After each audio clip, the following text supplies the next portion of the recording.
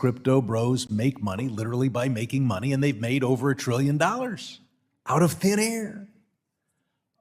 They'll accuse the U.S. government of making money out of thin air. Maybe we do, but we're the U.S. government. Yo, what is going on, everyone? Welcome back to the Zen Lounge. In this video, I have some awesome clips to share with you guys about the ongoing saga of crypto regulations in the United States, the drama that's happening. Also have some footage. I've been away, so expect a lot of videos coming out. I'm going to be pumping videos out all week.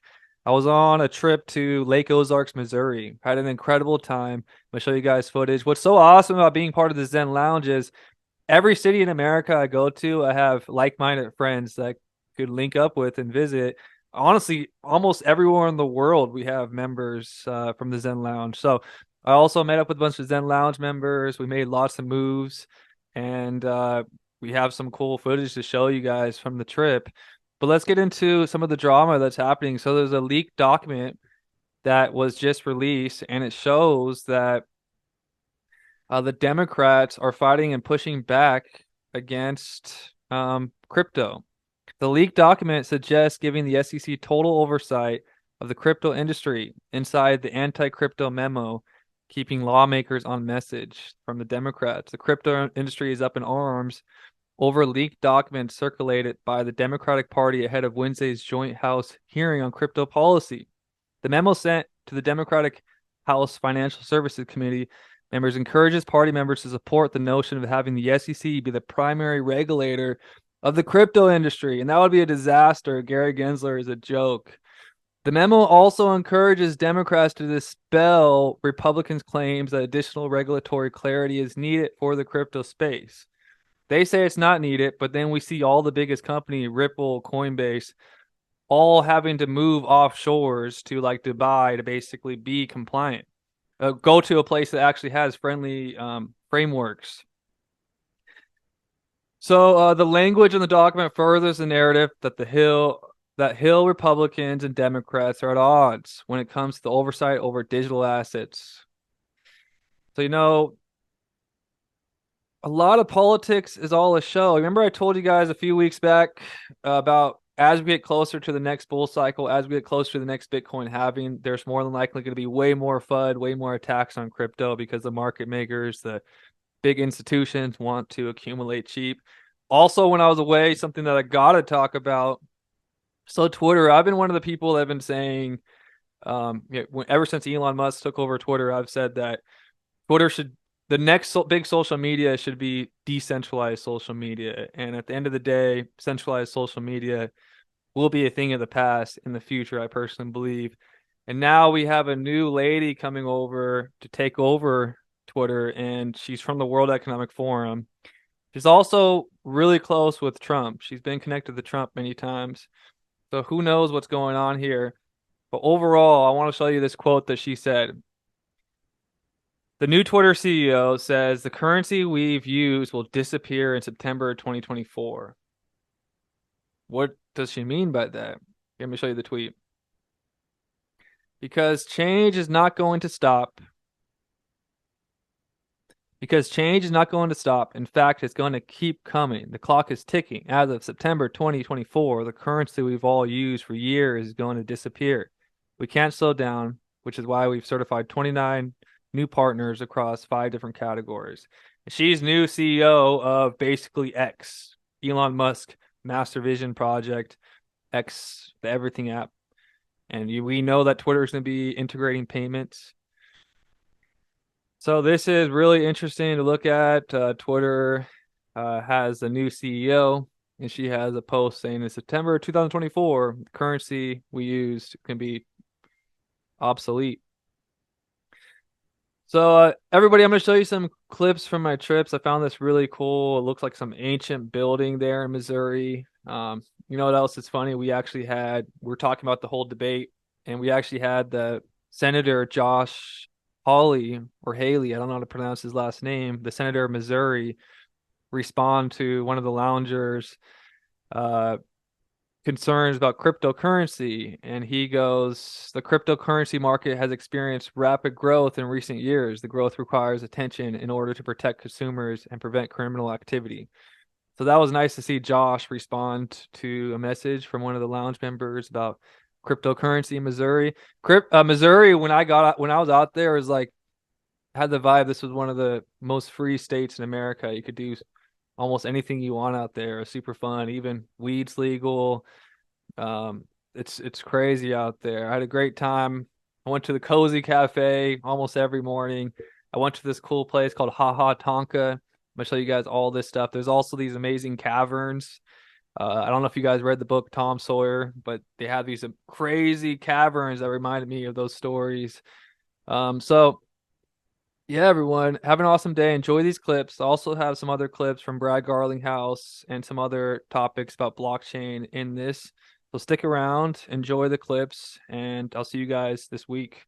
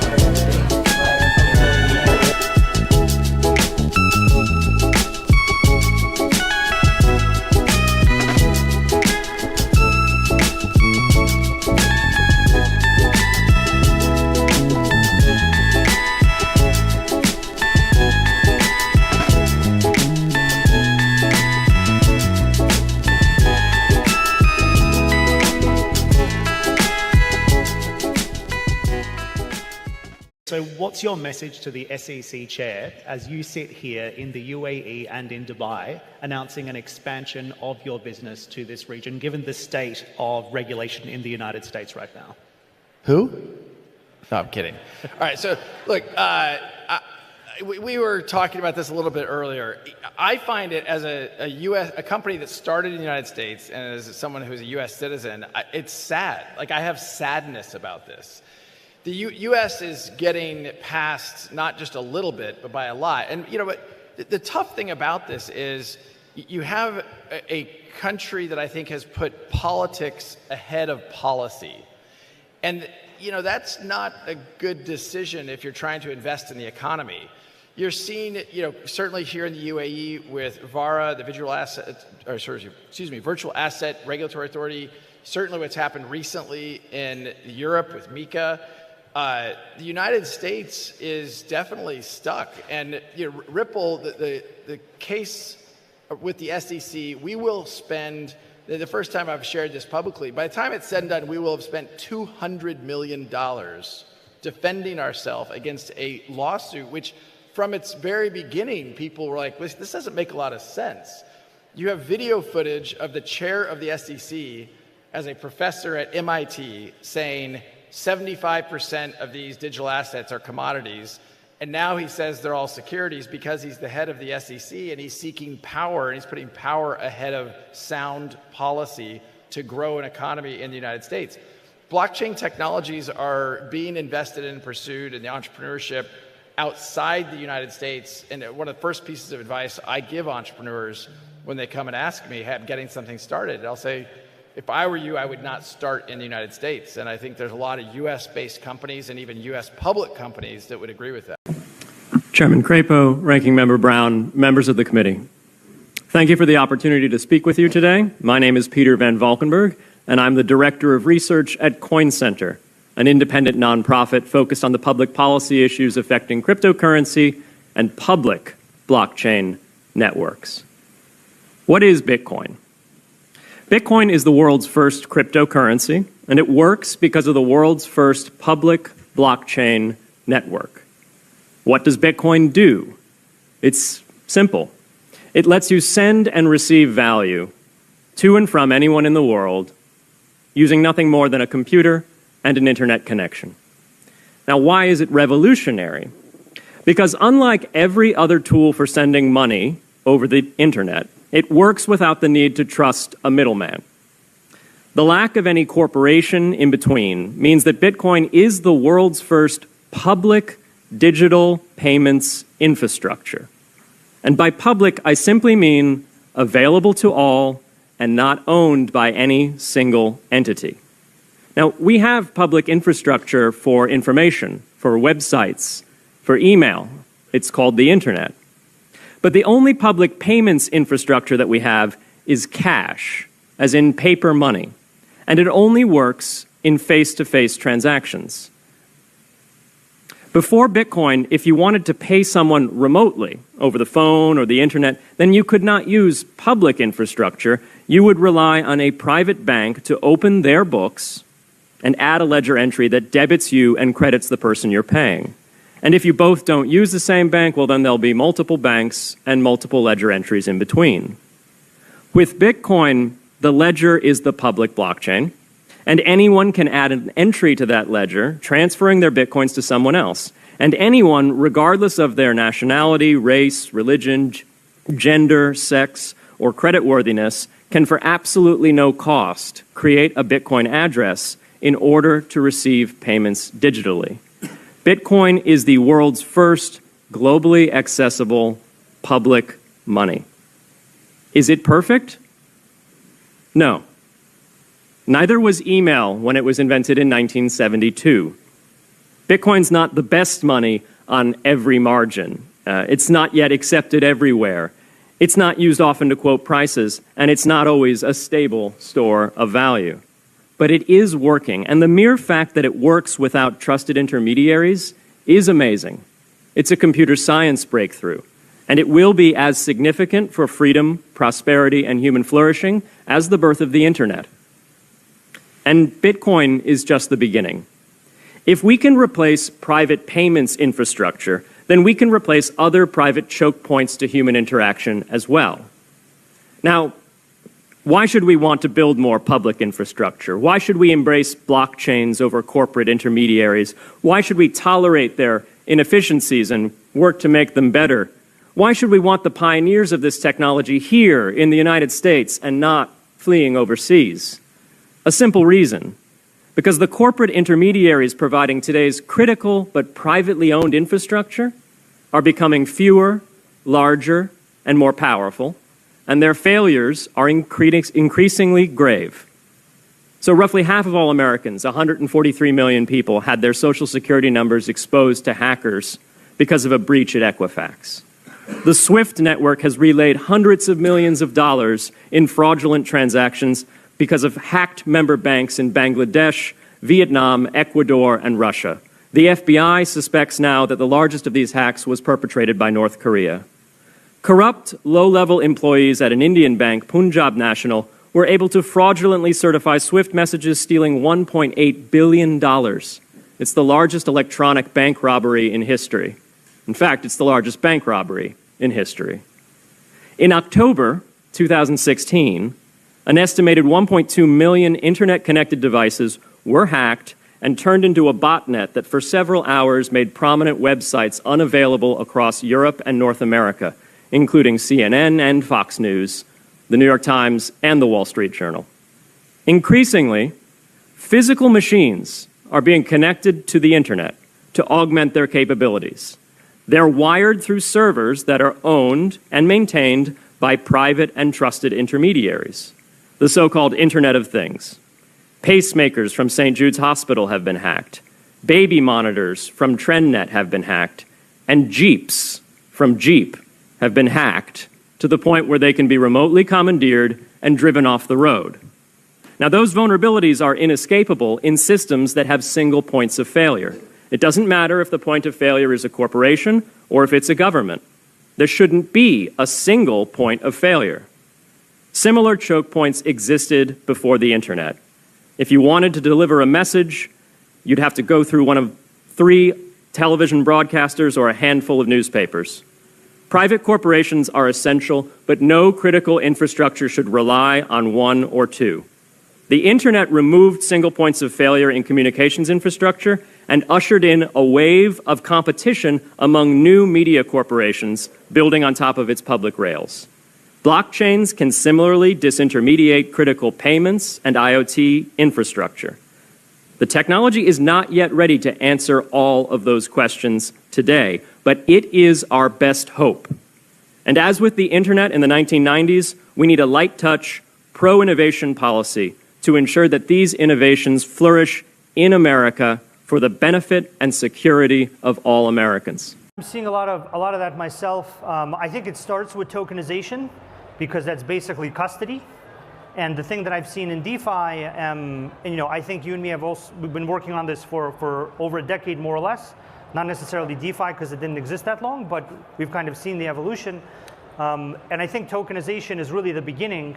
And once people have custody of assets, do you agree that then they move on to do things with them? Like they move on to make more advanced financial products? Is that what you think will happen next after people have custody of tokenized assets? Let me take a step back, Sergey, because I think it's important for audience to understand how the existing financial systems work. We've heard this in media. We've had many of the officials talk about the fact that our system is digital. And I always refute the fact that if you're simply converting something into an Excel spreadsheet or PDF, it's not necessarily digital. And the narrative should be that instead of focusing on digital transformation, which has been the journey from the last 20 years, to move that focus to transforming digital. What do we expect from digital? And what we've seen in crypto and blockchain ecosystem is exactly that, those handshakes that we do between smart contracts, ability for me to be able to lock tokens, provide rules. These are all digital, the shift from digital transformation to transforming digital itself. And so from that perspective, our financial system is a fragment of various counterparties that helps us move the asset, that helps us do things like payments. So whenever you buy and sell an asset, it has to go through a series of things. And these have evolved over hundreds of years because of things like what we have seen with the recent past of last years of what I call contagion of incompetence, the FTX and so on and so forth. And so from that perspective, I think that the first step is to tokenize an asset. And I have broadly classified the industry into 3 I's, which is infrastructure, the rails, blockchain and DLT systems is the infrastructure that moves the asset, and then eventually tokenizing a asset. So what we've learned from crypto in the last 14 plus years is what will that world look like if we were to take an existing asset class, like your equities, your bonds, your ETFs, tokenize these assets? Can we adhere, because the tech is the same behind the scenes, can we then take these instruments, which is the second I, and use the same technology to move assets? At that point, you're achieving the efficiencies that we've been talking about the industry for quite some time. And the third I is data, which you cannot ignore.